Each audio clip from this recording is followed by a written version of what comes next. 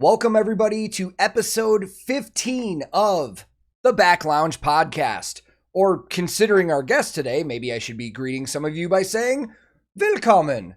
But anyways, my name's Tank. I'm your host, and for anybody that's new or listening for the first time, I'm a guitar tech in the touring music industry with over 15 years of experience.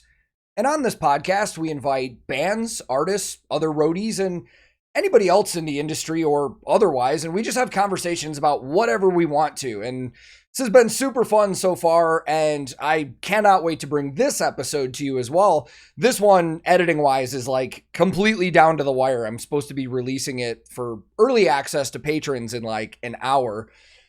But life has been chaotic lately, man. My wife and daughter and I are in the middle of trying to find a new house and possibly moving. We're actually moving outside of the city of Nashville. So been a lot going on, man, and I'm trying to keep up with all of this content. But the episode that I'm going to be bringing you today was actually filmed last month, about 3 weeks ago from the time this is going to release. And our special guest today is vocalist Maria Lessing from Future Palace. Excuse me for the voice crack there. I've been doing a lot of yard work and my sinuses and throat are just jacked up. But anyways, Maria from Future Palace. And I was really excited about this, man, because Future Palace kind of came out of nowhere for me. They're a newer band on a rising empire.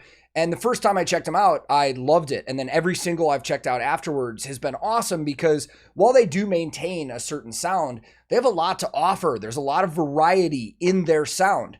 And they just recently released their second studio album called Run. And I have listened to that thing from start to finish so many times at this point, and it blew away my expectations. Like, I didn't think it wasn't going to be good. Like, I didn't think it was going to be bad by any means, but after one full listen through, I was really pleasantly blown away, man. It's a solid album. If anybody hasn't heard it yet, I would highly suggest checking it out. For anybody that's watching on YouTube, you can check the description of this video, and I'll have links to all their social medias and stuff like that so you can keep up with all their tour dates. But if you're listening on Spotify or Apple or Google or any of the other audio formats, make sure to go to future-palace.com. They've got everything from their merchandise shop to tour dates and, ways to contact the band and stuff like that. And speaking of tour dates, these guys have been so busy. They've been doing festivals in Europe, and starting in August, they're actually going out on tour as a support band for Battle Beast, which is super exciting for them. And we talked about that a lot in this podcast. But man, I'm just excited to really bring this one to you guys. So let's just jump into this one. Episode 15 of the Back Lounge podcast. Please welcome Maria Lessing from Future Palace. Maria, welcome. Or let me try that again. Hold on, I've been practicing. Willkommen. Vielen Dank für Ihre Zeit. Wow. Oder ist es deine Zeit? Yeah, vielen Dank für, you can do the formaler way, which is like Mrs. You say vielen Dank für Ihre Zeit. Okay. And then if you say thanks for your time, just like everyone else would say it, and you can just say Danke für deine Zeit. Okay, perfect. Yeah. So you did that really well. Wow. We have so many German followers on the YouTube and Twitch and stuff like that, and I've been taking German lessons for a while, and I'm finally at a Wow. I'm finally at a place where I'm starting to pick it up okay, but like fluent conversation, I'm still lost. I can read and write really well at this point. Really? Yeah. Wow, that is impressive because German is really hard for everyone who doesn't learn it. Yeah, we talked about it with some of the people on Twitch the other day. Like for an English speaker, there are certain sounds that feel very unnatural to make. And I've heard from some Germans that there are some English sounds that feel very unnatural to make too. So it's, back and forth. But anyways, wie geht's? Yes, wie geht's dir? It's so good. I'm fine. Yeah, I'm excited. We have just released our album a week ago now. Yeah, a week. And crazy feedback so far. I'm really, really happy how everything turned out and that it's finally out. And yeah, and I'm excited. We're supposed to play on Full Force next week, so also on Sunday. So I'll be there in the 1 week. And that's my first festival ever. So yeah, I'm really excited for many things that are happening. Yes. Yes, Oh, yes, that's yes. so cool. Yeah, I'm so really, really excited. Never went there before, so Yeah, great experience. I love festivals because like it's been years since I've actually gone to one like to watch a festival because I've been Hmm. working for bands, but Uh, festivals are always like a big family reunion for a lot of people because you get to see a lot of people and bands that you don't normally see when you're on tour, and it's that's such a right. good vibe.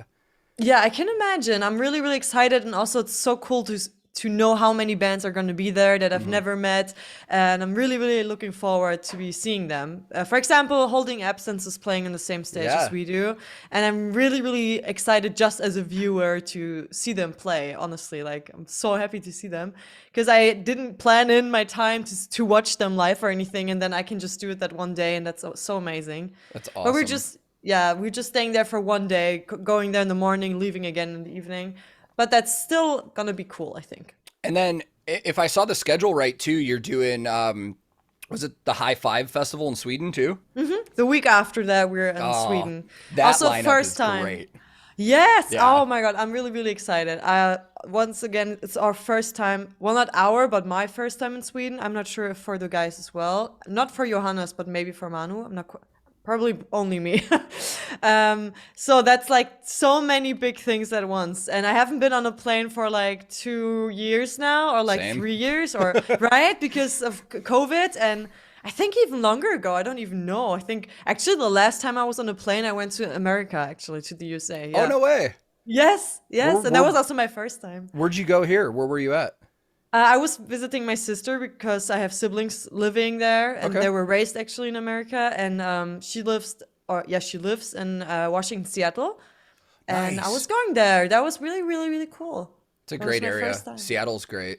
Yeah, it was really cool. It was honestly like a dream. It didn't feel real, like a different universe. Yeah. Super The high nice. I actually I almost went to the High Five Festival. Oh, really? Yeah, because the festival actually reached out to me and asked me if I would be interested in coming over and being like a festival ambassador and doing like interviews with bands and stuff like that.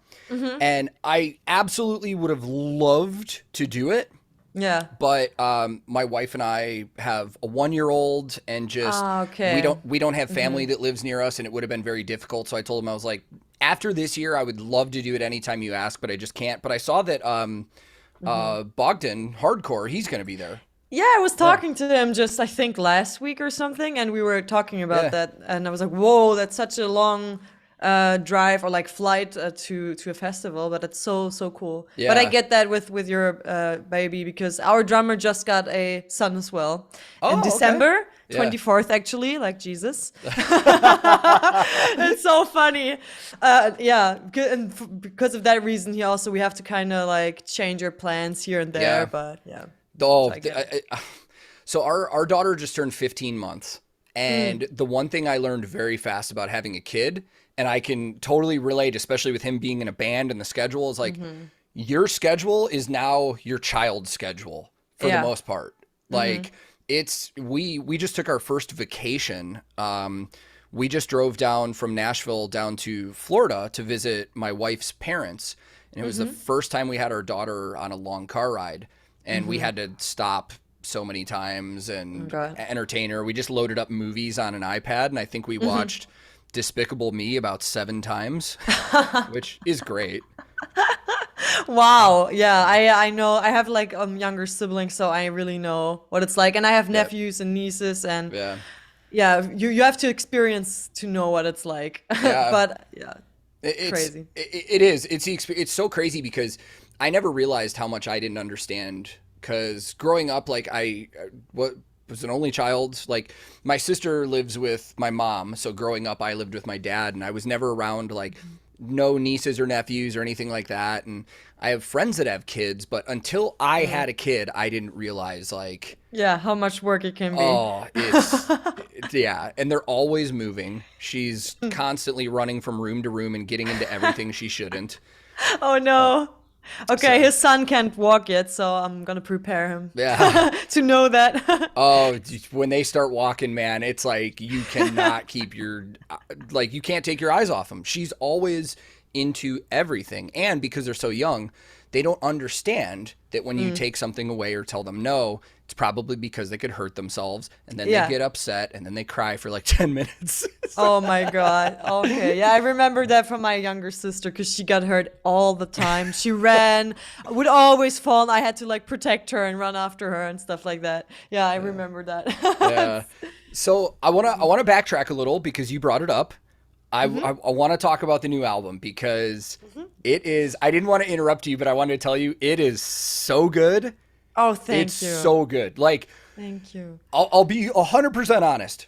I expected to like it, but when I actually listened to it, by the time I got to the end, I was like, this is really good. Like, oh, thank you. That's blew my expectations out of the water. Wow. And last night, my wife was doing some of her work. She weaves and she's an artist. And then I was doing some stuff here. And I turned on the album again just to listen to it. And I had it loud enough back here that she was listening to it as well. Ooh. And she likes some of the music I get into. Some of the more extreme stuff she doesn't get into. But I came out of my room and I was like, this album is so fucking good. And she goes, I really like every song that I heard you listening to. Wow. That's awesome. Like, wow, what a compliment. Honestly, wow. What? Wow. It's got great variety too, because we got like 4 or 5 singles before it came out. And then as the album progresses, there were a couple times where when I was working over here, we got a little bit different sound in songs. And I actually had to look at my Spotify just to make sure. I was like, okay, is it over? And did it go to something else? And I was like, oh, wow, this is the same CD. Yes. Wow. That intense. That's interesting to hear. Yeah. Because there are many like different chapters, I would like to call it. Yeah. Within the album. That's what it felt like. Like lyrically, especially. I was actually going to really commend you on that because for me, the album is very, it's very, you can tell lyrically, it's very personal, but it's also very relatable.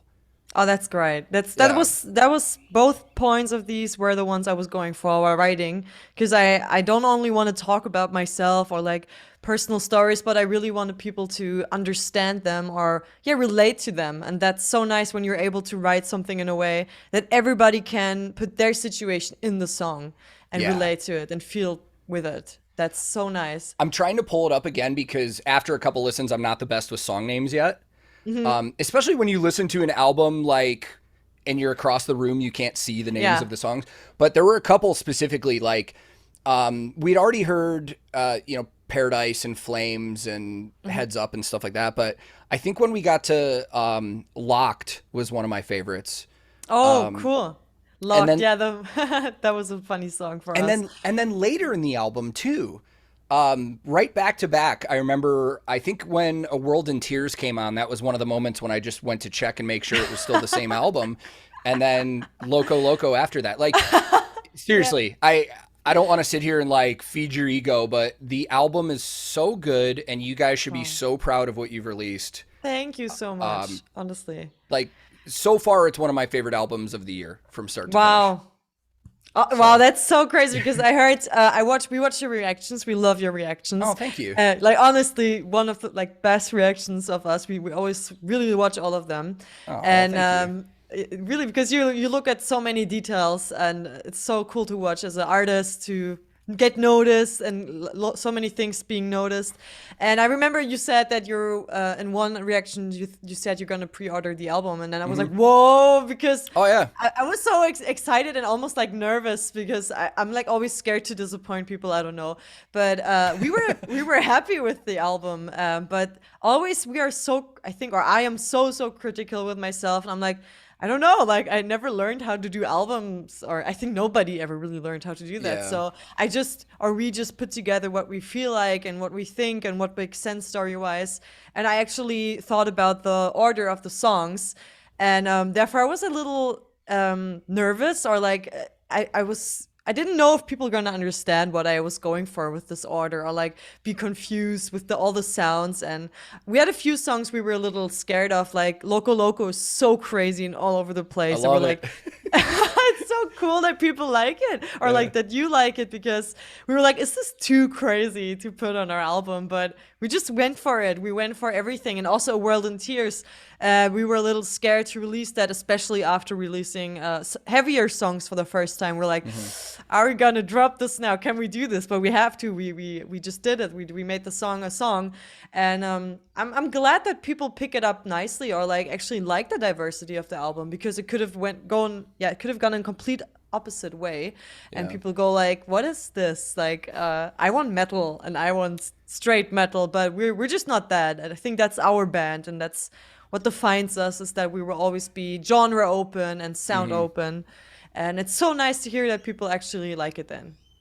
Yeah, and there are some people like that. I mean, I'll admit, when I was younger, I was that person that I was so into metal that, you know, if there was a full album I was listening to, and then, you know, like a metal band throws in a random softer song with acoustic guitars or something, I'd be like, what is this? And I'd skip it, you know. But now that I'm older, you know, especially the first time I get an album, I like to sit back here and just really listen and take it all in. And what you brought up with the order of the songs is interesting, because I found that was one of the hardest things to do when I was in a band, when we did our first full album, when it comes down to the mastering and figuring out what order the songs you want to be. I mean, we sat in a studio together with our producer for probably at least a few hours, if I remember right, just being like, no, this song needs to go here, although this one might feed into this one better. And there's a lot of time that goes into that, you know, the order of the songs can really either be great for the flow of an album or really mess it up. And I think what you guys came up with is great. Oh, thank you. That's so good to hear. Yeah, I think we changed it one or two songs, because I like showed them one like playlist that I liked, and then we kind of switched one or two songs. But in the end, because I think they didn't like Fever as a final song, for example. But to me, I said it's really, really important to me to have a positive outcome from this album, because all of it was on my mind when I did this order, because I also wanted to have a lyrical experience, or like a curve, almost like this kind of curve, that you start with like aggression, it goes a little deeper and lower and sadder even, and then you go back up with your energy. And that's again our message for Future Palace, is like, let's keep hoping, let's keep our energy up, and let's keep hoping for a better future. And this is like the jump out of the album with a nice, positive, happy, almost dancey, Euro-poppy feeling to it. But that's what I wanted everyone to feel like in the end, almost like a movie. It's like this with big, great movies. You go through like excitement, then you have like the down phase right before the climax of the movie. But in the end, most people like happy endings. Yeah, and, exactly. It's not because of that reason, but it's similar. I kind of thought about it like a story, or like a movie or something. Like, what would I want to feel? Yeah. Yeah, it was funny though, because when I finished the album last night listening to it, I have my Spotify on continuous, so it'll pick something random and turn it on next. So right after Fever finished, like Spheres of Madness by Decapitated came on or something, and I was just like, wow, this is a lot different. Yes. I think even if you would repeat the album and then Paradise comes up again, that would also be a big contrast probably. Yeah. But yeah, it's funny because it's a really different song for us. But I thought about the emotion I want to give people when they finish the album, and it's cool to hear that it works. And that's great. And one of the things that I've seen people talk about, and even for me, it kind of reminded me of it. You know, when people listen to music, there's kind of a nostalgic effect where when somebody hears a new band, it may remind them of another band they really like or used to listen to. So I've seen a lot of comparisons to you guys, and more specifically with your voice, to like Paramore and Flyleaf and stuff like that. Were those, just out of curiosity, are like Haley, is that like an influence for you, or is that just coincidence? No, it's funny that it's actually these both bands, because mostly I hear more heavier bands being compared to my voice, like because I scream probably. And but yeah, I can't deny that. But when I was like younger, around 16, 15, I was a big fan of Paramore and Flyleaf, and also later on Paris actually. Oh yeah. And I think these bands just inspired me, and it's kind of funny because first, when I was even younger, I didn't really like many vocal femalists and rock in the rock genre, and it was really hard for me to like Paramore in the beginning. It took me a while, and then when I was in there, I was really, really inspired, especially because she's such a crazy talented singer. And I watched so many live gigs of her, and a friend of mine even gave me the live DVD as a present for my, I think, like 17th or 16th birthday. And of course, it just makes sense that it might influence my voice at the end of the day. But not only, I also really, really like pop music. And for example, Christina Aguilera was also a big, big idol for me, or Avril Lavigne, and or Demi Lovato, many, many, many different artists and singers. And I just really, really like great performers and singers. It's just a weakness of mine. And Flyleaf also a bit, not as much as Paramore probably, because I've even seen them live.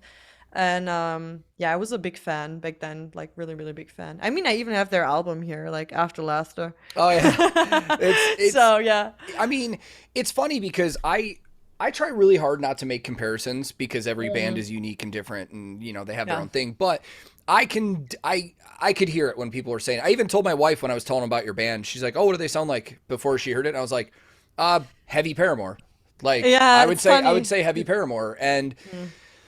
But the one thing that I love that I could also attribute to a band like Paramore is, like I said earlier, how relatable the lyrics are. You know, a lot of us when we were younger went through even though I didn't like to admit it back then because I was a metalhead when I was a teenager. Yeah. I loved some emo bands. Like loved them because the lyrics you can really, especially at that age as a teenager, you can really relate to a lot of those lyrics and get into it.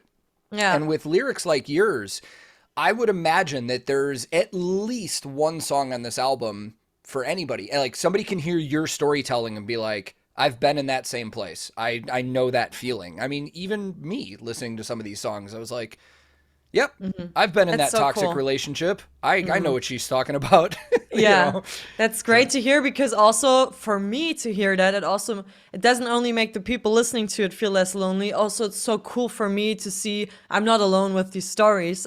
So many people go through so many things, and it's just a help situation in the end of the day. Yeah. So that's so cool to hear. And yeah, by the way, when you just said this Paramore thing, I remember in the beginning, I understand why you don't want to make comparisons, because I feel like as a female singer, for me in the beginning, it was even annoying being compared so much to like Paramore, because sometimes people, when they don't know other things, will just take the first female fronted band they know and then compare you to them. And that was my thing. I never wanted to sound like her or never wanted to copy her at all. It was just, I was a big fan back then, but I feel like we still have like different things in our voice, and I try to be more like a little more different. And I just want to make sure that people don't think that we're like a copy band or like stuff like that, but it's still a compliment. I wouldn't say that, because at the end of the day, any musician is influenced by somebody else, whether it's a vocalist or a guitar player or a drummer.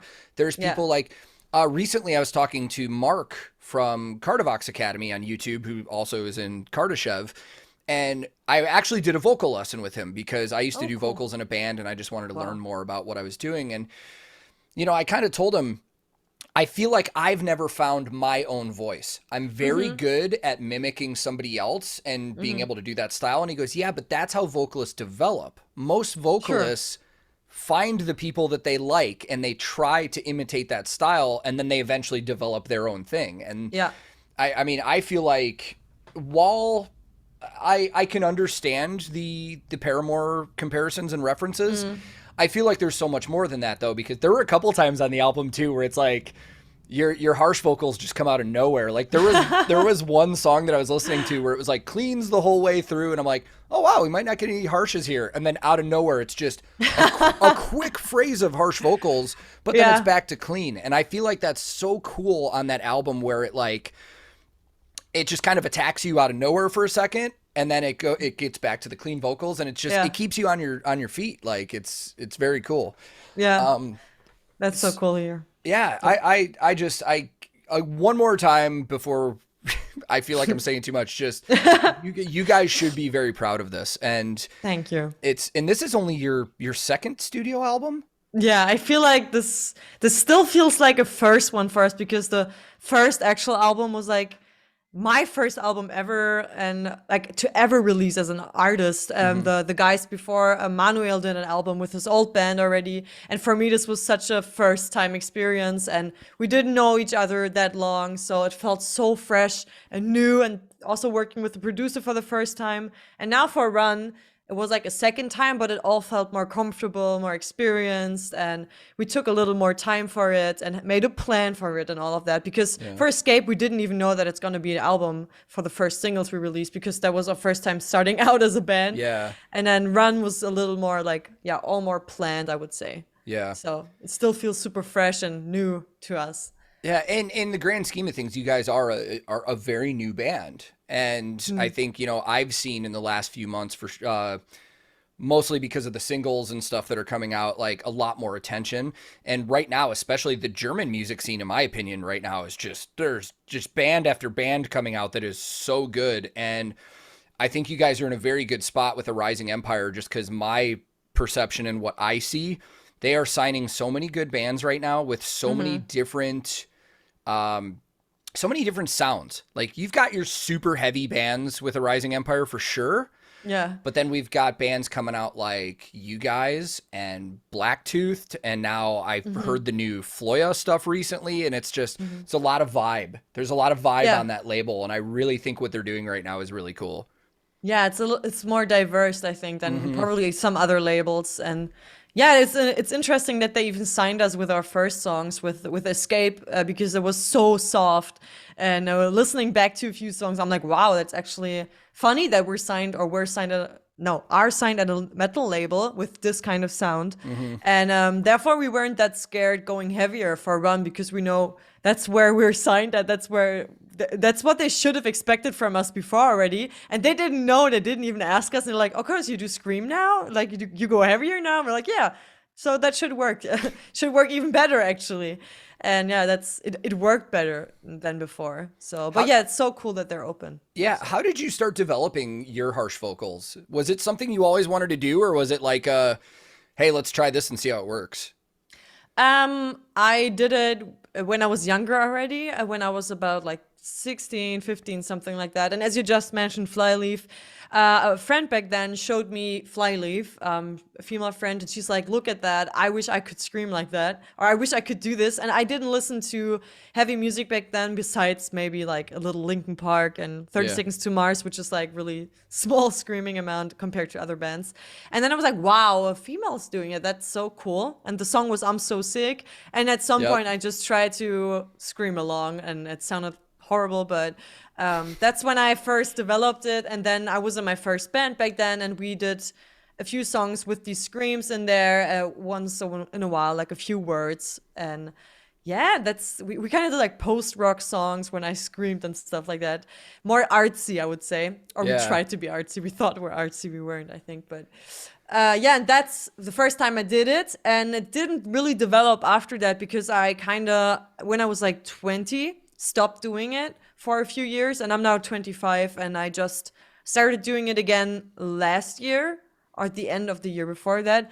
And I was like, I remember I can do this. Like, technically I know, like I like it's unlocked, let's say it like this, the level is unlocked of screaming. It's not good, but I know how to make the sound. And from that on, I just listened to the songs we wrote for Run already. And I listened to them, and I was like, this just needs screams. And I just screamed over it. And it sounded shitty, I think. But I sent it over to the guys, and they're like, or waited for their approval. And they thought it's really cool, and we should go heavier also. And from that point on, I started like practicing every day. And I'm still practicing to this day. And I think there's still a lot for me to learn with my screams. But I already developed them so much and got so much better at it, I think, the last year. And also after touring now, I just really understand how it works and how I should warm up and how long I can do it. But yeah, that's kind of how it went. Have you taken any serious vocal lessons, or is pretty much everything you do, you just self-taught and just did it? For the most time of my life, it was self-taught, I think, until I was like about 20, 21. And at that point, I started studying music, actually. I first did music production, then I switched to popular music. Just did that for 4 semesters, so it's not that long. Oh, I don't know if that's long. I just didn't finish it. Let's say it like that. Yeah. I think it's pretty long, actually. I mean, 4 because it's just- semesters here would be 2 years. Yeah, and it's Yeah. just a 3-year. That's so sad because I would have finished after 3 years, but you have to do your bachelor thesis and stuff like that. And I would have been like, I don't know, Bachelor of Arts or Music. I don't know, but I didn't do that. It was also it cost money, and usually here in Germany you don't pay money for studying. So I was doing something really not normal for Germany. Yeah. It's like that. But it was worth it to me because that was my first time having vocal lessons, and I always kind of wanted to have them because I never had money for it, honestly. And that was so nice to finally get the attention and time on my voice. And I took like personal vocal lessons, or I got them every week. But it's funny because my teacher wasn't a rock singer at all. Like, not at all. She taught me things she couldn't do, which is pretty impressive. Oh, wow. And but we didn't do heavy screaming or like distorted singing. It was just really working on my higher voice. And yeah, it was interesting for me to see if I'm doing things right. And most of the things were funnily right already. And I'm like, wow, that's so cool. I don't have to relearn everything. And yeah, I also had like group vocal lessons actually in there. So I think this really, really, really helped shaping up everything. And really, really helped me to improve as a musician, artist, and songwriter, because I learned so much in there about songwriting and also like the technical stuff. I didn't know anything about it before, like how a microphone is built, how it works, like the physics behind it. I'm not that smart with it. Like I wouldn't don't think I'm that good with it because I said I studied music. Not at all. I think anybody who just is interested in that stuff is probably the same knowledge. But yeah, that's when it really, really helped me. And after that, I never took a lesson again. But yeah, maybe I will again, or like look up a coach at some point when I notice I have issues live or so. But yeah, that really, really, really gave me a big step for my vocals, I think. Yeah. Vocal lessons were so wild to me because, as I said, I did a vocal lesson recently with Mark from Cardivox, and in my head, because he specializes in harsh vocals, in my head, I was just like, oh, cool, I'm going to do a lesson with him and he's going to teach me how to scream really good. Like, I just had that naive, like, approach to it. Yeah. And I didn't think about all the things that go into it. So the first lesson I actually did with him, he had me scream once just so he could hear it. And he goes, okay, you sound as though everything's good, like you're not damaging anything. It's, it's good. So, but he goes, today we're going to work on breathing. And our whole entire lesson was him literally teaching me how to like correctly breathe and hold air. And I'm just like, wow, this is so wild, because those are things that, when I was in a band, I was a bass player. I never thought about those things. And when I was doing background vocals and screaming for my band, I just did it. I just walked up to the mic and just did it. Yeah. So vocals, I'm more impressed by vocals now than I ever have been. And especially in the time that we're in right now with so many outlets like YouTube to see people do stuff. I mean, we're seeing an explosion of just wild vocalists right now. And I'll just use like Will from Lorna Shore as an example. I've been listening to metal since I was like 10 years old. And so cool. Will is like, what he can do with his sounds is, I can think of maybe like 2 other people I've ever heard that can even get close to doing that. And, the Charismatic Voice on YouTube recently did a video where they flew out Will and they went to a vocal specialist and they put a camera down his throat. I don't know if you saw that. I didn't watch it, but I somebody watched it when I was in the room, and I just listened to it and I was like, oh, that's probably looking at the vocal cords, because I could tell from the like dialogue they had. I did that. We had that in school. We looked at the vocal cords or like videos of it, and when you do different noises, how it's disgusting. It's honestly like disgusting what they do, but it's impressive. The thing that I thought was crazy about the Will situation though was that while it was that the nasal camera where it kind of goes up and aims down like that. It was with one of the scientists that was a part of it was his name, Ingo. I'm blanking on his last name, but he's one of the world's like leading vocal researchers, like in terms of the science. And he said he's never seen stuff like Will's vocal cords when he does a specific style of screaming. his vocal cords become kind of asymmetrical and the folds kind of do this into each other.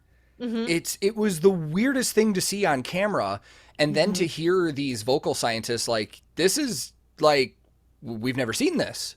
Like it's so wild, the science behind all that, man. And I just find vocals that much more impressive now because, you know, we've seen a lot lately. And, you know, I feel as though with a lot of bands, sometimes the vocalists overshadow everybody else in the band.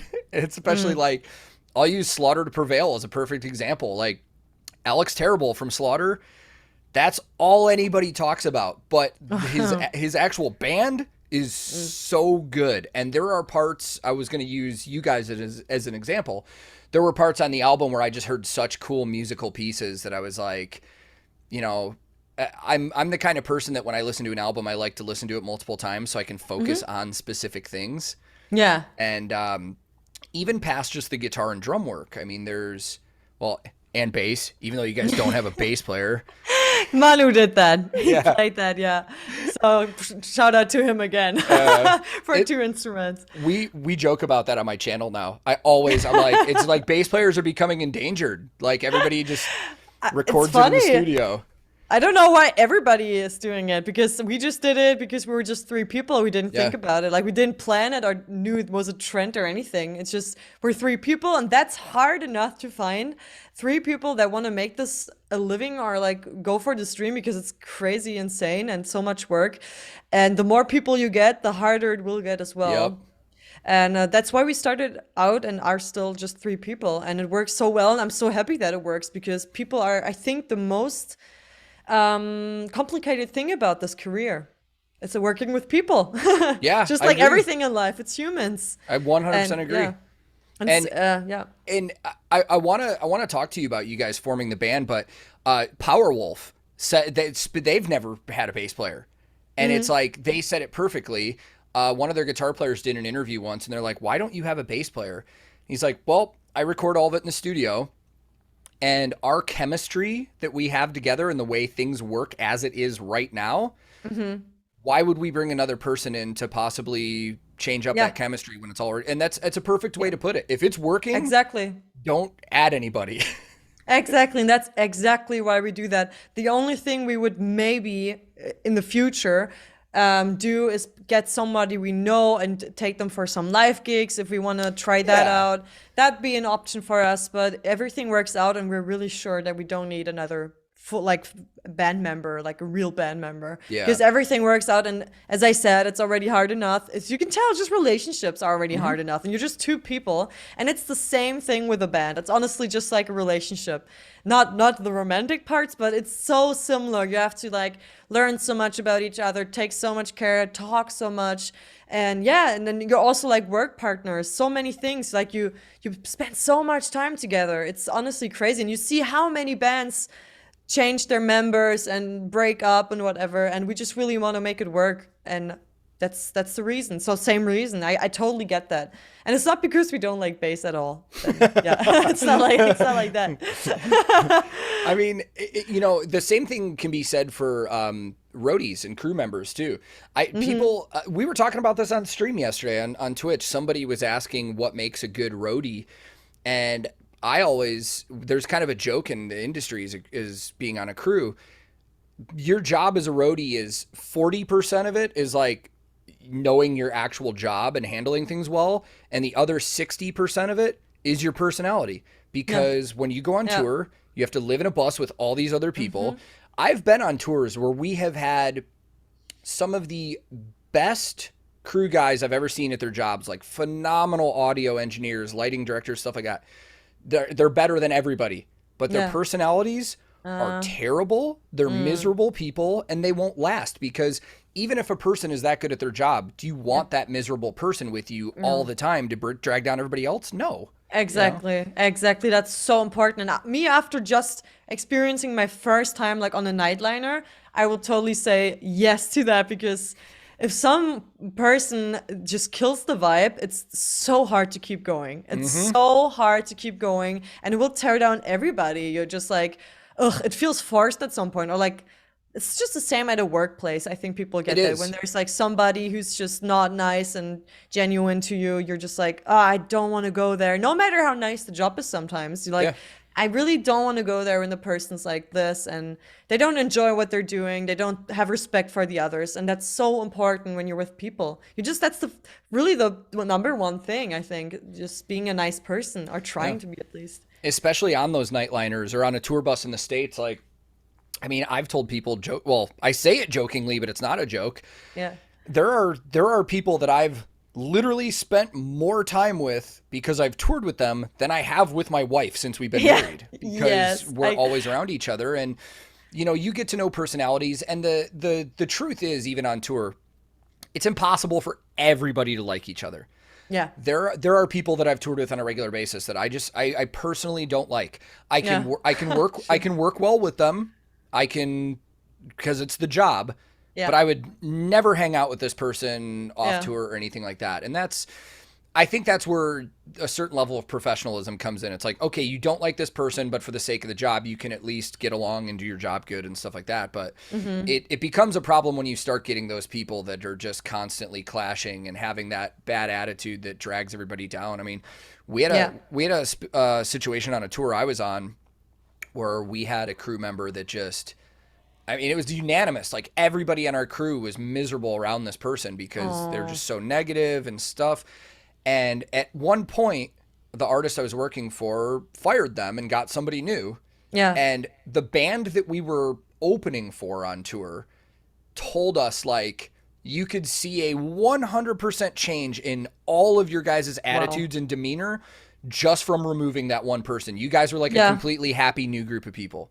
Yes, that's so insane. But that shows how important that is. And then as long as you have the power of deciding and changing that up, you should totally use it because that can make up so much energy and bad days. And that's so important to keep your energy going because, also when you're professional, it's still hard at some point to just feed it in yourself. You have to kind of, at some point, try to talk about it or something if it's too hard. Yeah. So doing reactions, one of the hardest things sometimes is finding information on bands, and especially a band like Future Palace. I think the first one or two reactions I did to you guys, it was a little difficult to find out background information because you are a newer band. Yeah. So I was curious, how did the three of you find each other and start the band? Yeah, true. I don't think it's on many sources on the internet. But we just met. It's not that like spectacular, but we met through a mutual friend. And they have been in a band before, and I was in a band. And that's, we always call it like, it was almost like an affair or something like that, but not like that. But it would be like similar if you put it in a romantic context. And we met through this mutual friend, and we did a feature together, or tried to do it. We never released it, funnily. And noticed that we work really well together. It was Manuel and I who met first, and noticed that musically it works so well, and also as humans we got along really, really well. And then we decided to start a side project, and that's the affair I like to call. And that's also how the band name was formed, because Manuel then started a WhatsApp chat called Future Palace, because in the future this is gonna be our like palace, our thing. He was in England a lot back then, so he read a lot of Palace stuff, and he's like, Future Palace, whatever, WhatsApp chat. And it's funny that we took this name in the end, because we really thought about many different names. We're like, no, let's stay with Future Palace, because that's actually an awesome story. Thanks. That's way cooler of a band name origin story than a lot that I've ever heard. Thanks. It's just so casual. It's just really how it was. And that's how we met. Yeah, it was hard for us to end the other bands we had before, but we really wanted to focus on this 100% or even 200%. And I was in this band 8 years that I had before, and it was really hard for me to quit this band, and actually wrote a song, Parted Ways, is about this. One of our songs is about just quitting the band, actually, which wasn't easy, but we made everything was the right choice, and Yeah, I think we met in like 2018, I think we just met. Yeah. And then we also already went into the studio in this year. And that proves a lot because with the other band, nothing against all the people, it had nothing to do with anyone personal, but we never made it to that point that we just did in 1 year. In 1 year, we did so much, and it's so insane, also for us, because they've been in bands before. But sometimes when a combination of people just works, it just works. And that's honestly what it is. Because everybody has such an important role in this band, and everybody gives the band something. So it's nobody is doing nothing ever. It's anybody, like all of us are always trying their best. And yeah, that's how we got together, and that's how we are still together. I've said that many times on my channel. There's something, you can take 5 random people to play instruments and put them in a band together. Yeah. But there's something magical about finding at chance the right combination of people for a specific band. And when you get that special lineup where all of those people are tailored to be in that band together, it's a wild thing to see, and it's something to hold on to, because that does not happen much, you know. Exactly. Yeah. With bands over the years, you see members changing out, new members coming in, but sometimes you can see when it happens. And I like to, like right now, I'll go back to Lorna Shore as an example. They've had multiple vocalists with their band. They've had multiple band members in the band, people changing out over the years. But right now, like once Will joined their band as their new singer, I told people, because somebody was like, oh, so do you think Will makes or breaks that band? And my answer to that is no. What I think happened is you found the missing puzzle piece of that perfect combination of people to be in that band together. Yeah. That's exactly. super cool.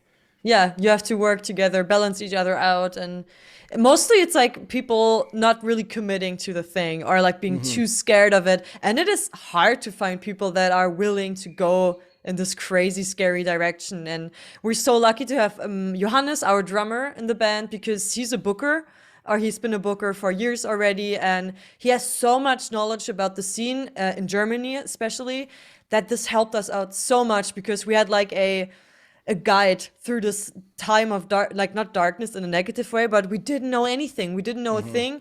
And of course he knew more. He still didn't know everything, but he knew so much more than just a casual person could know. And because he was in the business already, and that just helped us to make decisions, not maybe open doors, but it helped us so much to make decisions, and the right decisions. Because I think to this point, we just worked with the right people always, and nice people. Nobody wanted anything bad from us. And that is so cool that we made these decisions and didn't get fooled by somebody, or like some label that wants to fool you and just take the money out of you. And yeah, that's so cool to have somebody in the group. And he's also a manager.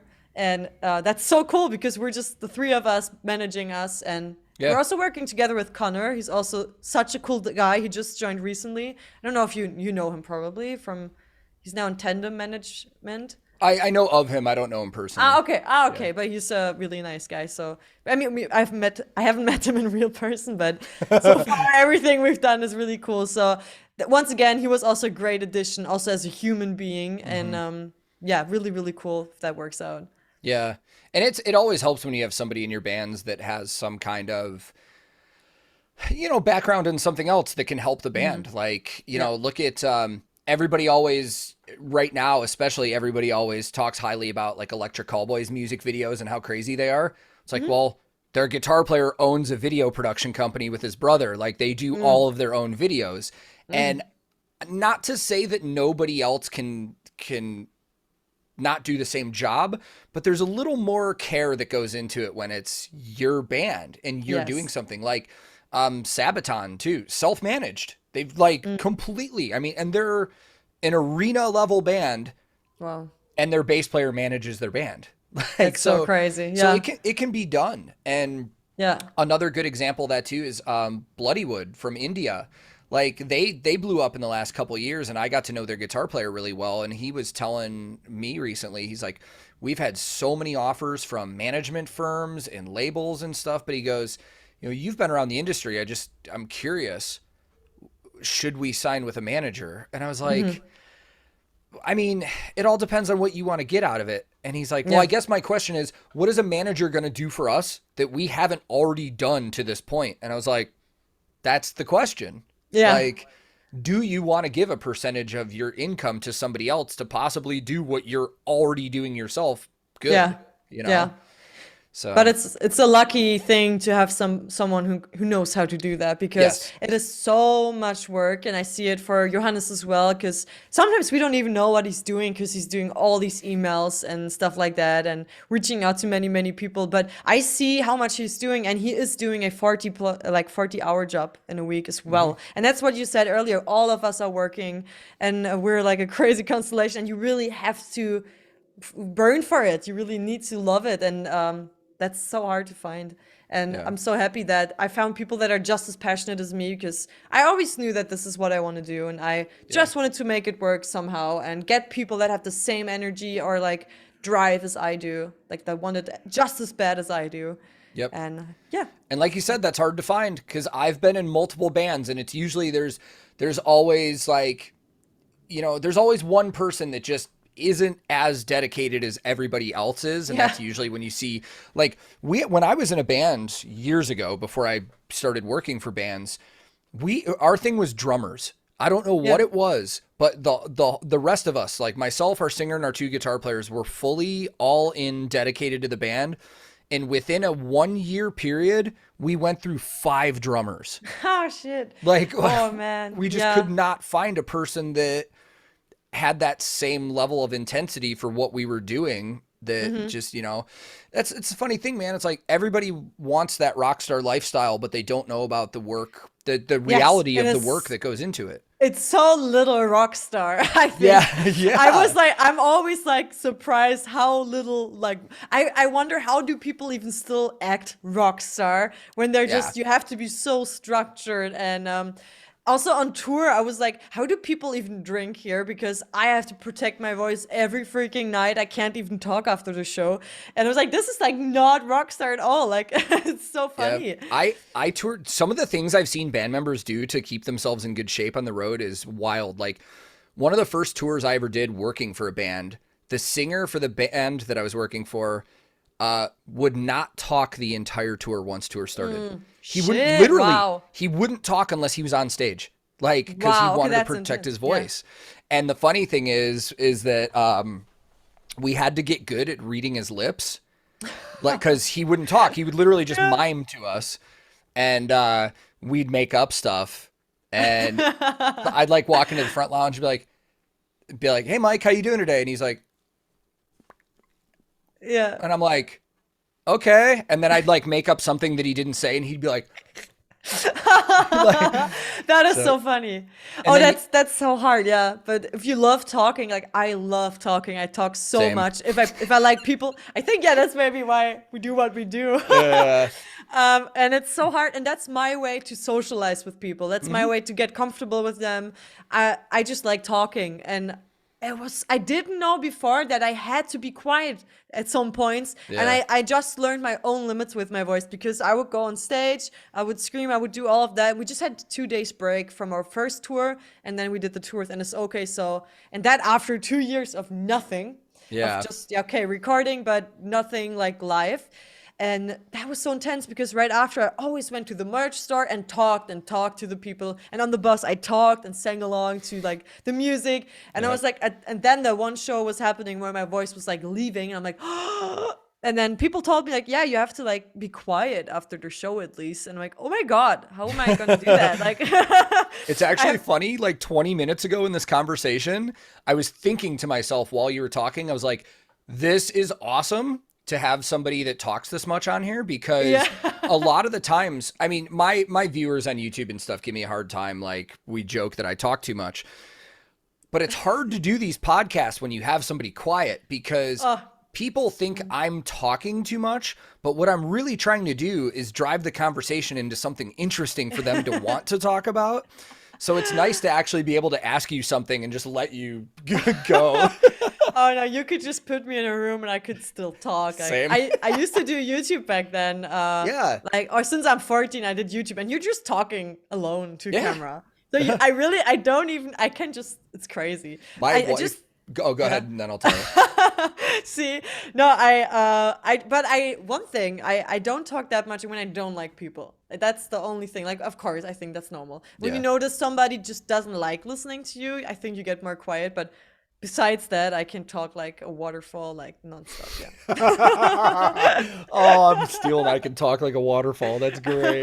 That's a German saying. Oh, really? So, yeah, wie ein Wasserfall, like a waterfall. You talk like it. Oh, that's amazing. I didn't know that it's not a saying in English. No. My dad always joked when I was a kid. He said I started talking when I was like a little past 1 year old. And he's like, yeah, you haven't shut up since. I'm like, okay.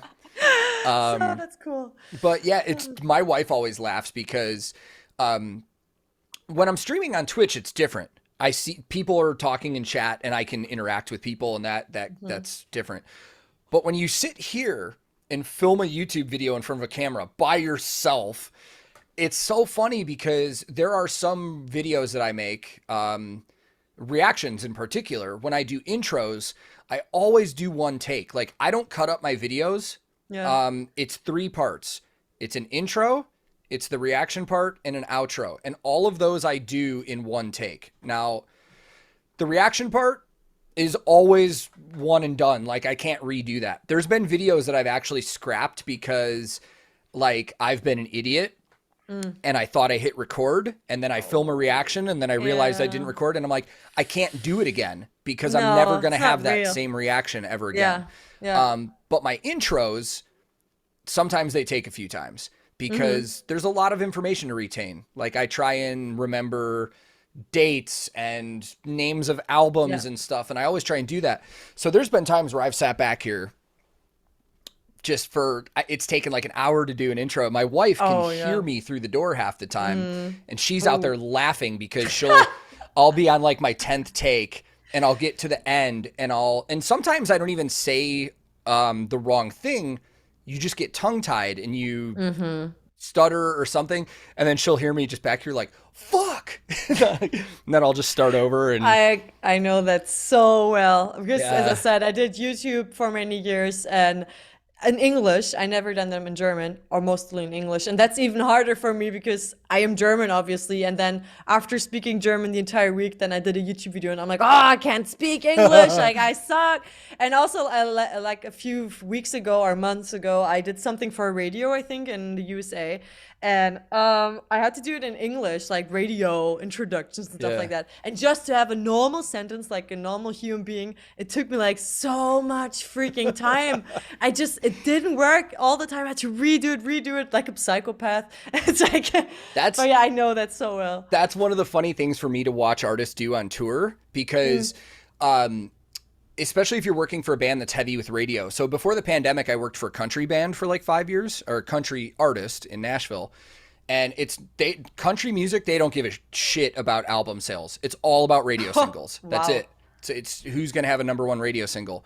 So every day, the artist I was working for would have to do phoners and liners for the radio. And I've sat and watched him like 20 times in a row, just been like, hey, this is so-and-so, and you're listening to, oh, I forgot who this is for. Shit, yeah, I get that.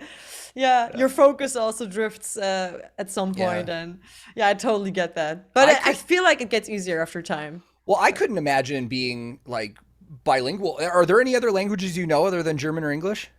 Yeah, I had to do Spanish in school, but I mean, technically, I even have like a B2 level or something in Spanish, but no, like I understand it a few things, and but yeah, and then because I am a big lover for anime in Japan, I know a few like vocabularies in Japanese, but yeah, I think the third language would be Spanish, but I wouldn't really count that in. Yeah, when I was in school, like high school level in the States, we were offered Spanish or French.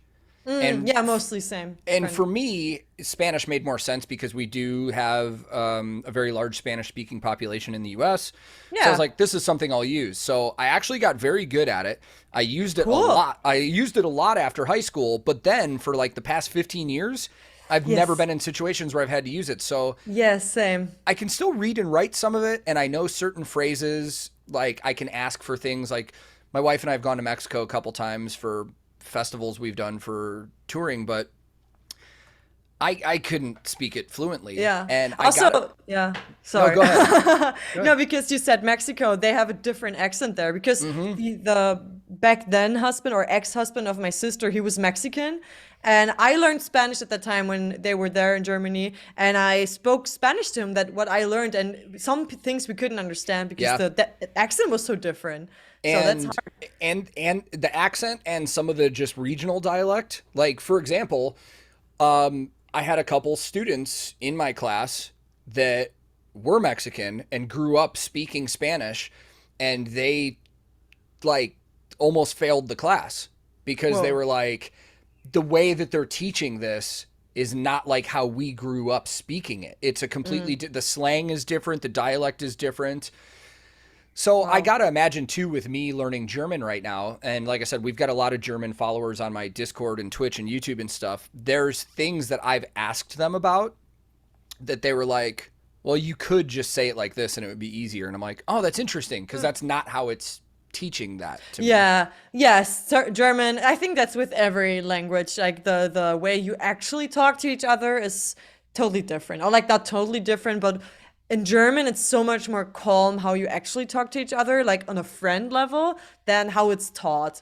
There are so many different ways to say one sentence. It's insane, and most people use the easiest way when they talk. Like there are insane many amounts of options, and it's just overkill, honestly. Like nobody talks this way. I mean, some do, like, but mostly no. One of the fun things I've learned about languages too, learning German, is some things are starting to make more sense to me in terms of other people learning English as well. So, for example, I was talking to somebody that's in Germany recently, and they said a phrase. I think they said, "You are guitar tech," instead of "you are a guitar tech." But then when I learned how you say that somebody is something in German, just du bist whatever, like in Duolingo it's teaching me like actor, for example. It's like du bist Schauspieler. There's no a in there. Like there's never thought about that. Du bist ein Schauspieler, you know what I mean? Yeah. So thinking about it that way, if somebody learns English, it makes sense to me now why they leave certain little words out. So it's just language is such a cool thing, and I'm like so into it right now. Like I'm one more lesson away from my first big like checkpoint test on Duolingo. So really, so you do Duolingo for German? Yeah, and cool. I like the way that it teaches because it's basically like all mini games, and I love that stuff. That's so cool. But yeah, again, at the same time, it does teach it a very specific way. So where the German friends I have, they're like, oh, you could just say it this way. And then, of course, it's not going to teach me things like swear words and stuff like that. Like, that's the first thing you learn when you have friends from a country. I know them in Persian, actually. I had a Persian best friend, and all I remember are the curse words. And also for Spanish, we had one class in school that was cool when she taught us curse words, and I still remember them. That was like like when we were teenagers, our Mexican friends in our class that spoke Spanish would teach us all the words that the teacher wasn't. They taught us how to ask somebody for weed and how to swear and stuff. Like, it's pretty funny. Awesome. Yeah. So before we got a little more time, I don't want to keep you too long because we talked about this beforehand, but the record's out and you guys have been touring. I want to hear about how touring's been going, because somebody actually on Twitch yesterday told me to tell you, you guys killed it in Munich recently. So, ooh, have they seen us with NS? Okay, probably. Or... Okay, that's so crazy. Oh, wow. Because I'm really also, again, really critical with myself with so many things, and so many different things happen on tour. But yeah, our headline tour was really, really, really cool that we had in April. Our first ever headline tour. I wasn't expecting like 10 people in a room. I honestly didn't know how that's gonna go, like turn out, because I've never done a headline tour. Didn't even understand how we were on that. Yeah, how we can do that already. I didn't understand, but I trusted Johannes. Like, okay, we have fans, whatever, yeah. And so that was so insane to just have our first show, which was in Nuremberg in English. Yeah, if you talk to an American, they'd say Nuremberg. Yeah. I don't know. We have like these international names for our cities. Like Köln is Cologne, and I don't know what to say when I speak because I'm German, but I'm just going to use whatever, both of the I words. actually said that at the house the other day. I said München instead of Munich, and I think my wife was like, "What?" I was like, "Munich." Sorry. Whoa, see? Wow, yeah, it's crazy. But yeah, we just had our first show there, and I think we had like 70 people there, and or like 100, I don't know. And that was the first show ever of me experiencing we have fans actually, and that was so insane to me. That was so insane, and I would say I had a positive panic attack at that moment because I saw the people. I just out of Corona, you know, like you had so much lockdown. I had like everything was so shitty, and then you finally made this tour happen. You go in there. I just came from we just ate at a restaurant, and then people were like 70 people looking at me, and I'm like, how like they know me? Like what? They're not just looking at me, like they know me. Like they like looked at me, and I just ran into the backstage. I'm like, what is happening? Like, what the fuck is going on? In the most positive way, though. And that's when it just, that emotion is just so nice in me now. Like, all these shows and meeting so many people. And yeah, I noticed, though, that because we just had 2 days break, which was not planned, it was because we had to postpone the tour of NSOK so many times that both of the tours were really close to each other in the end, 2 days in between. Oh. And, that was a little exhausting because I just had my first ever like real tour and couldn't really reflect. And then I noticed that my voice, because I didn't know my voice that well, was already a little tired from talking, because I was talking every night at the merch and stuff like that. And I really had to watch out for my voice from that point on. I had to get like something I could inhale with. I had to do like a massage here every night and drink tea, not really talk much. And I had this fear like so many nights, like what's going on with my voice. And funnily, or not funnily, or like surprisingly, the other bands, the singers had the same thing, even though they didn't have a tour before. But we heard from a doctor that it's a common thing after COVID, that now when you talk so much after these years, that your voice is not used to it anymore, and it will get tired quicker than before. And now I know this, and I learned so much from this tour, and I'm so happy that I could now rest my voice, and I'm aware of that stuff. And I have things here in case it happens again, because I went to a doctor and it was actually like not infected, but like a little like swollen or something. He's like, yeah, usually you should shut up now, but you can't, so I give you like this medicine and try the best you can. Yeah. And yeah. And I mean, I gotta imagine vocals are probably just like any other muscle. Like if you stop using it as much, it loses development and stuff like that. I mean, exactly. I don't know. I feel like I've never had, well, granted, I've never really sang a lot, but I feel like I've never had that problem just because I talk so damn much. Like, yeah, same though. I never in my life, and that's what I get it though. And I that's what scared me so much, because I never had this problem in my life. I'm like, oh, what's happening? Yeah. But when I saw the other people also having like some issues, I'm like, okay, so this might actually be the time right now we're in. But yeah, now I'm aware of that. And I think at the end of the tour, I was able to manage it because I went to the doctor in like a break of the tour. And then I felt more safe because I had medicine, stuff like that. And then I could enjoy it a little more again. But it was still such a crazy experience, actually. Like, because we've been in the Nightliner for the first time with NSOK, not for our tour, but with them. And just that experience on its own was so huge and crazy, and so many things happening, meeting so many people. And actually, so much happened. It's insane. It's like almost, I feel like I had a curse on me sometimes on this tour, because so many crazy things happened. Like the singer of the other support band, Set Yourselves, she hurt her foot on stage, and actually 2 times. The first time a ambulance had to come, and that was just the 3rd show of the tour. Oh, wow. And before she had that, we toured for NSOK. We didn't tour with our own sound engineer. We honestly couldn't. There was no space, I think, in the bus or something. And so we had to use the local engineers. And before she hurt her foot, we played before them. And there was like the sound engineer just had a blackout and muted us for a few songs.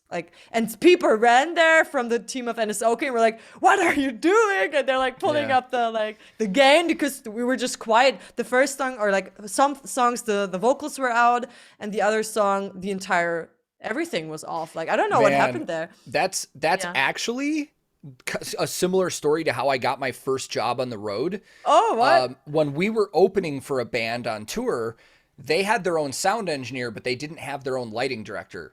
And we did a show once where I don't know if the lighting director was just like high or what was going on, but half the show he didn't have lights on.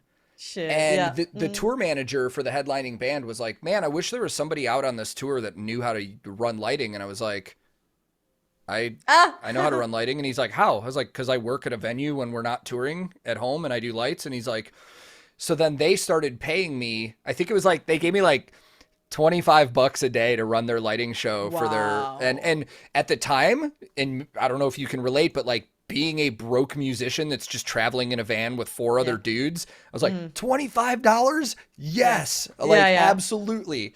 And then eventually when the tour ended, they actually called me.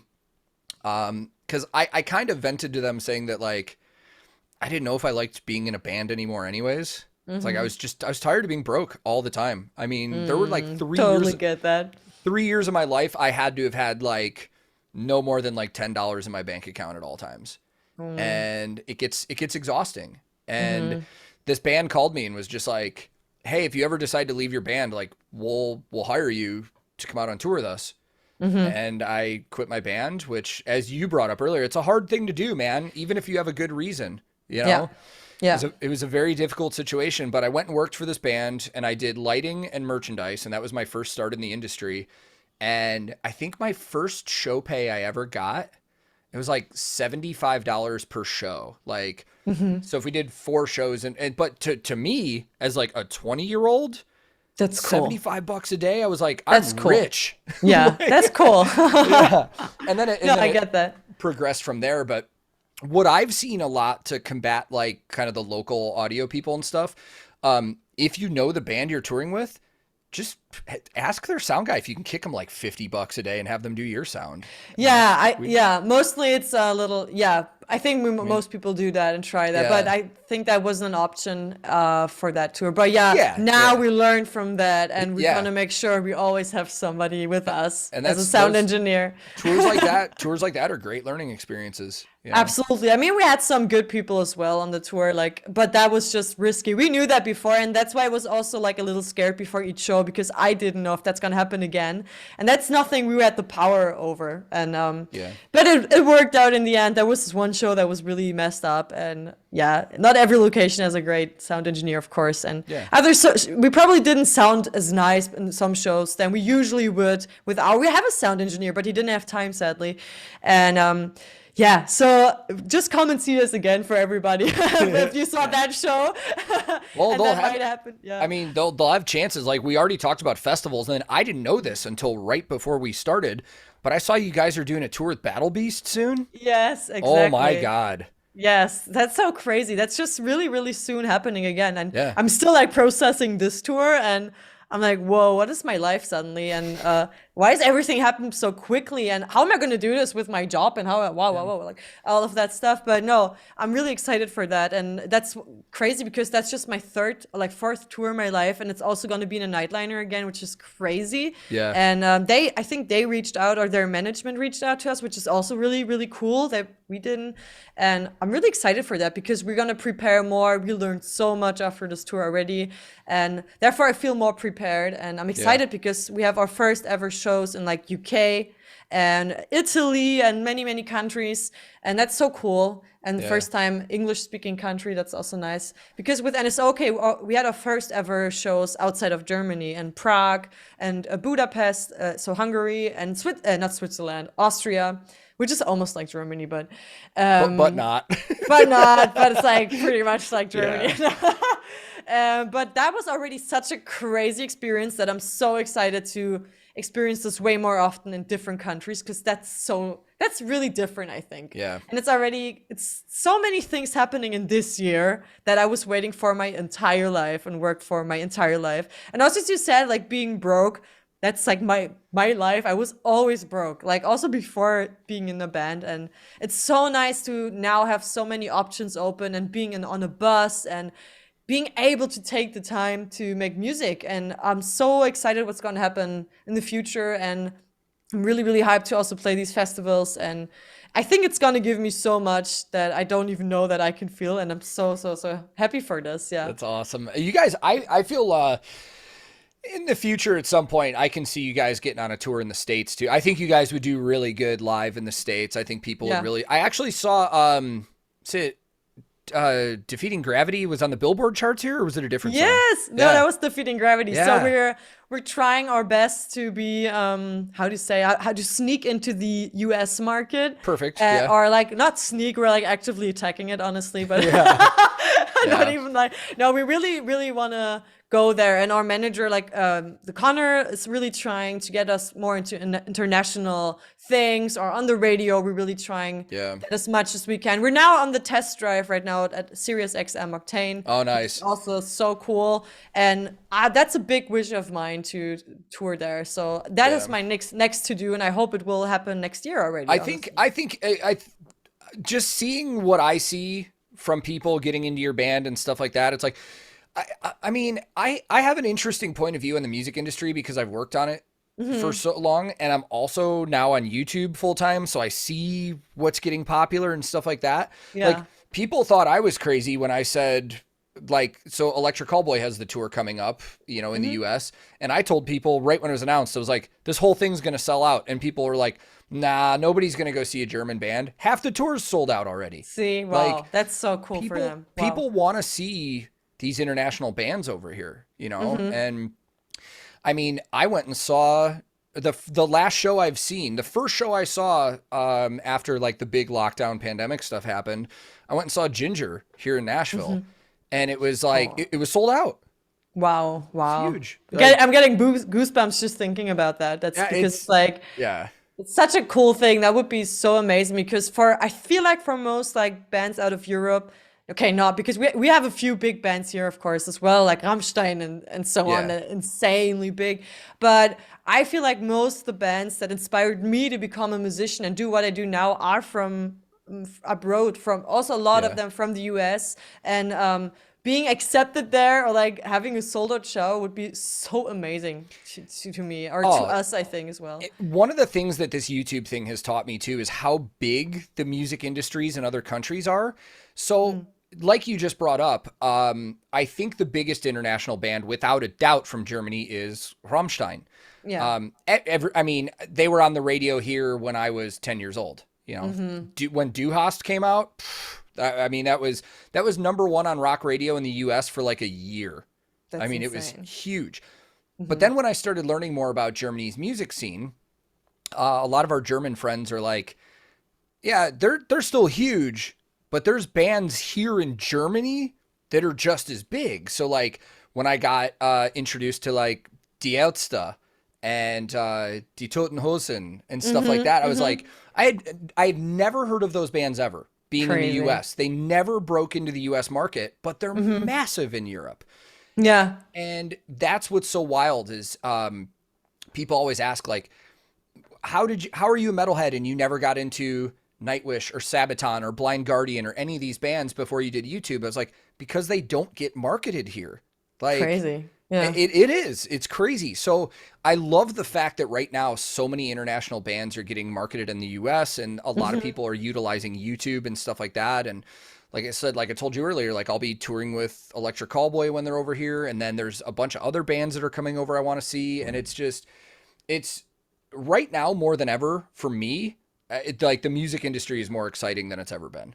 There's so many good so bands. Cool. Yeah, I feel like social media also helps you nowadays to spread on the world, because I mean, of course, not every platform is used equally much in every country. Yeah. I feel like, wasn't it Russia that just got Spotify?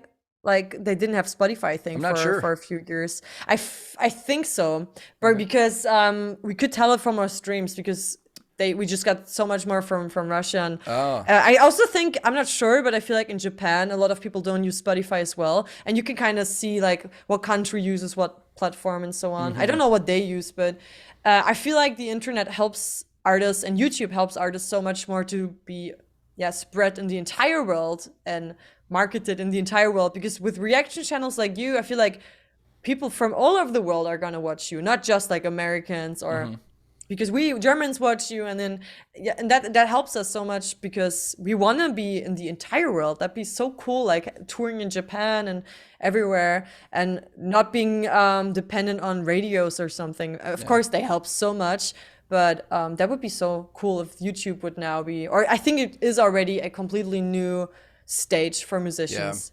It's I so mean, cool. reactions right now, and I don't just say that because I do them, but I feel like we've hit the peak of reactions being like a cool thing. Not to say they're going to go anywhere, but over the pandemic, there was an explosion of people that were doing it. Just like everybody was doing reactions. And I see a big view difference between bands that there are certain bands that we know, like if we do a reaction to that band's new stuff, it's going to have tens of thousands, if not hundreds of thousands of views, because it's no secret to me that people want to watch reactions to music they already know because they want to see somebody have that reaction that they had when they first heard it.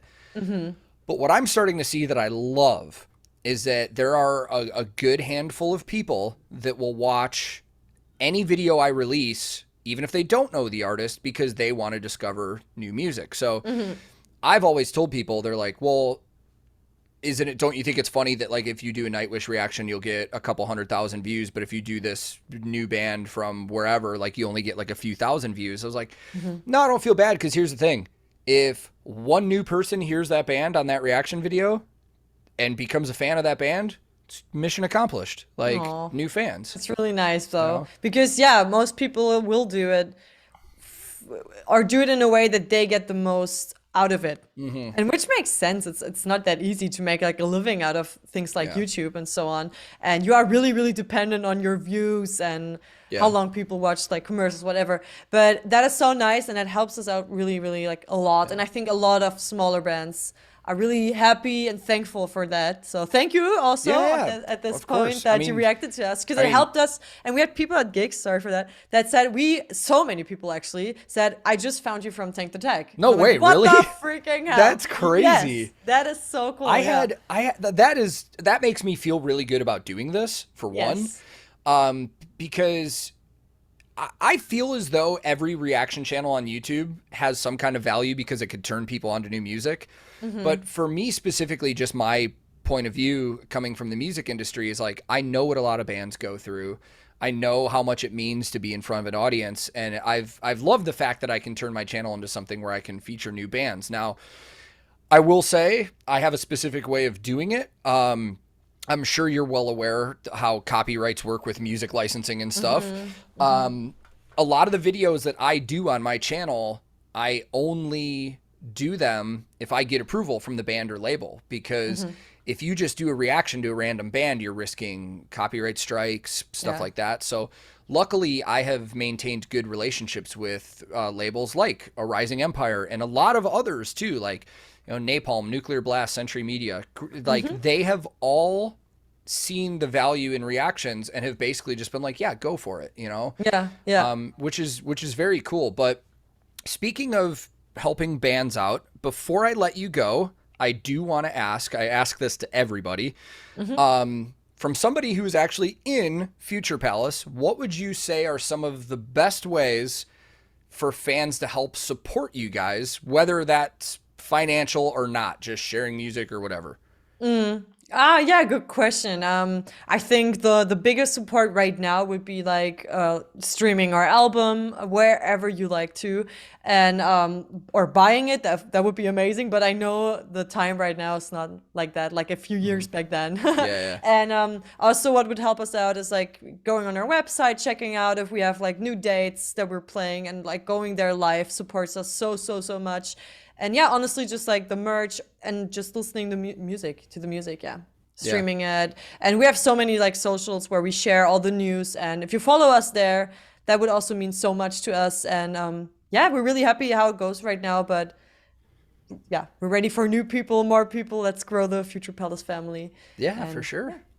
Well, for anybody that's watching this on YouTube, on the video version, in the description of the video, I'll have links to all of the Future Palace social medias where people can keep up with your tour dates. Cool.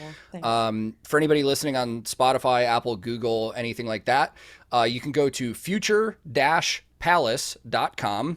Merchandise, tour dates, all that good stuff.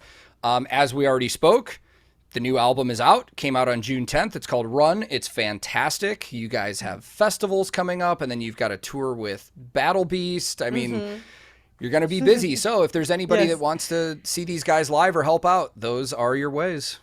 Yes, So I'm excited to meet you all. yeah, So, I'm excited to meet you guys in person someday too, because yes. I've been talking to so many bands on YouTube and doing these podcasts and stuff, and I haven't really met anybody yet because Oh everybody's all over the world, you no. know?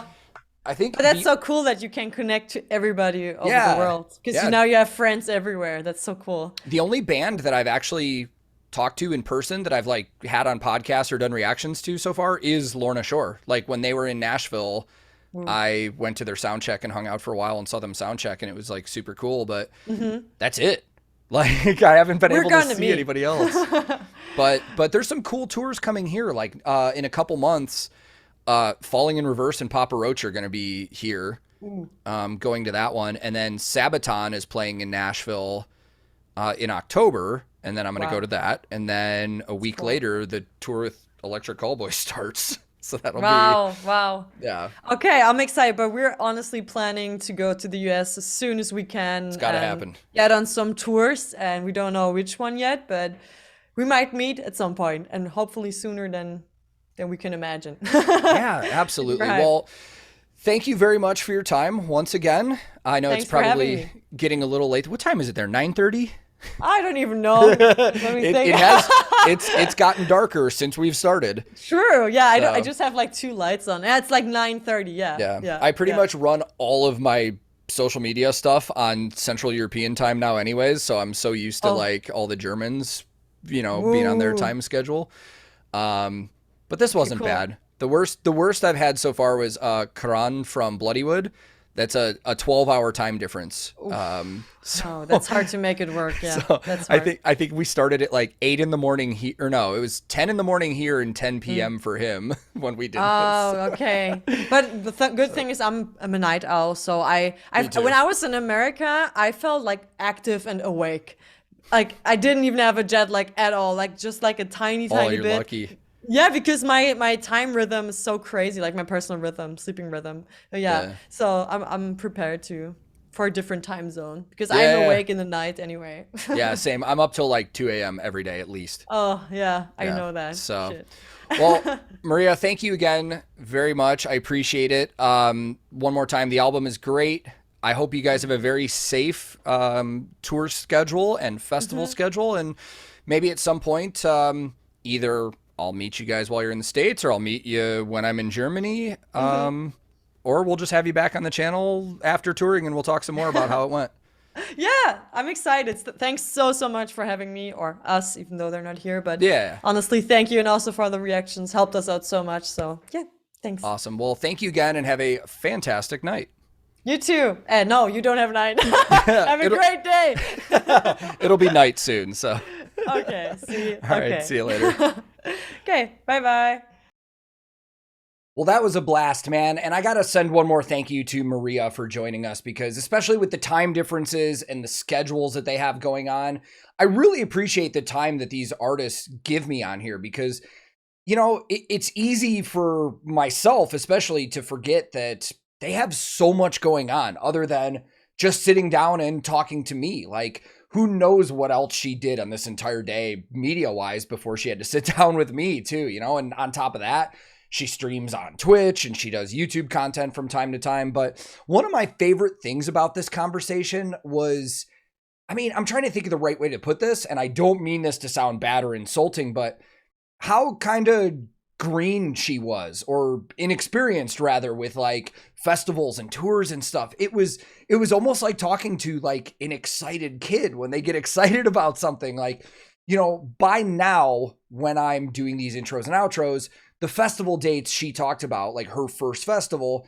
have already happened. And I've seen footage from a lot of them, and they absolutely crushed it. In fact, Bogdan, who some of you may know on YouTube as Hardcore, he actually went over to Sweden for the High Five Festival, and he had some footage of them playing. And he said that they just sounded phenomenal, and they were just super high energy. And, they've had a lot of other dates and stuff like that. And I just personally think that these guys are going to be around for a while. This is a name that you're going to be hearing for a long time, not only on tours and stuff like that, but we're going to see a lot more releases. And, you know, it's the other impressive thing too is it's just the three of them, you know, like they're all very hands-on with the band and everything they're doing. And I love hearing these stories from these artists about stuff like this. And especially Maria's background with her influences and her vocal styles and stuff like that. It's just, this was cool. These are some of my favorite conversations to really get to know the artists and kind of just get their mentality of where they're coming from with their music and their bands. And it's really, really cool. So as a reminder, their brand new album Run is out everywhere now. I think it's fantastic. I think you should go listen to it and give it a chance. If you're watching on YouTube, again, there will be links in the description where you can go check out their social medias and where you can check out the album and their tour dates and all that. And if you're listening to the audio versions on some of the other podcast outlets, make sure you go to future-palace.com. All of that information is on their website, tour dates, merchandise shop, social medias, all that stuff. And help support these bands that you like, man, because really at the end of the day, it all comes down to fan support. They could be touring and putting out tons of stuff all the time, and it wouldn't matter if nobody listened to it. So you guys are a big part of these bands having success. Don't ever forget that.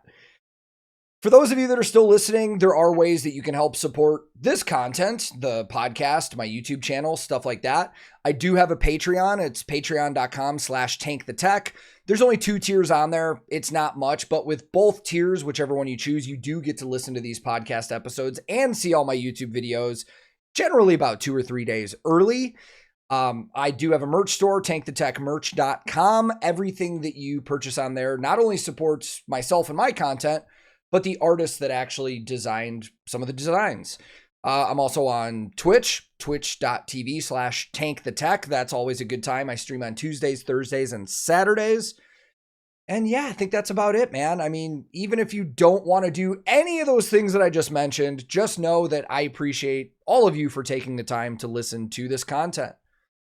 As of right now with this podcast, I've got a little bit of downtime, especially with all the stuff going on at home. I don't have anything confirmed in terms of filming new episodes with anybody, but there are 3 or 4 that are in the works. I'm not going to say who it is because I don't want anybody to get too excited just in case it doesn't happen, but there's going to be some new fun stuff coming. Some from bands, more episodes from other YouTubers where we can talk about other stuff. Super fun, man. I can't wait to keep doing this, but in the meantime, thank you guys again. I appreciate the support a ton. Wherever you are in the world, be safe, be kind to each other. One more time, my name is Tank. This has been episode 15 of the Back Lounge podcast, and hopefully I'll see you very soon for another one.